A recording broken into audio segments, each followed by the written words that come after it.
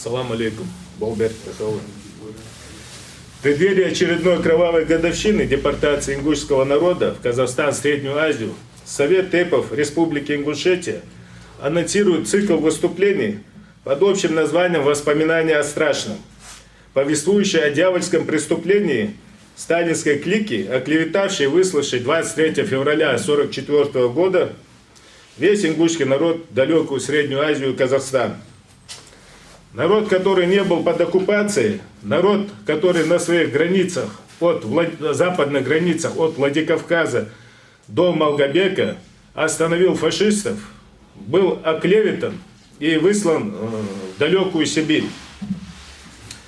Кстати, обоим этим пограничным ингушским городам, что Владикавказу, что Малгобеку, присвоены почетные звания городов воинской славы Российской Федерации. Но это уже вдогонку. Потихоньку власть, государство начинает признавать наши заслуги в борьбе с немецко-фашистскими захватчиками. Ни тогда, ни сейчас фашистская идеология не была свойственна ни ингушам, ни, впрочем, ни одному кавказскому народу. Даже трудно себе представить, вот на сегодня, зигующего ингуша. Это будет вообще выглядеть нелепо и неестественно. А где зигует и кто зигует, не мне вам рассказывать, вы все прекрасно знаете, кто где является этими скинхедами, неонацистами и так далее. Ну, немножко отвлекся. В первые 2 года высылки от голода, холода и болезней ингушский народ потерял до 40% от своей общей численности. Таких потерь в годы Второй мировой войны не понес ни один народ. Что это, если не в чистом виде геноцид? И сегодня, когда последующие упыри, подписавшие такой приговор целому народу, вновь пытаются утолить свою жажду человеческой крови, мы молчать не намерены. Мы будем писать, будем говорить и будем напоминать, к чему приводят сатанинские игрища.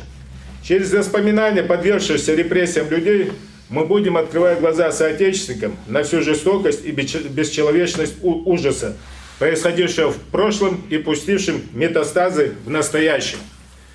Поэтому мы обращаемся ко всем жителям Ингушетии, кто считает для себя возможным, ну, понятно, возраст уже у людей, которые пострадали в этих репрессиях, но члены их семьи, всех приглашаем к нам в Совет Тейпов. У нас в понедельник с утра проходят здесь заседания по адресу Плиева, Асканова, 70, напротив небольшой красной мечети на холме, которая стоит в Плиево. Вот.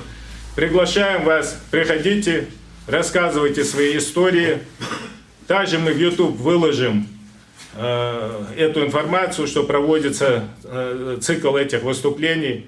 Будет указан адрес сайта Совета Тейпов, электронная почта, куда вы можете присылать свои письменные материалы, видеоматериалы, вот, которые мы здесь постараемся озвучить. Большое спасибо за внимание.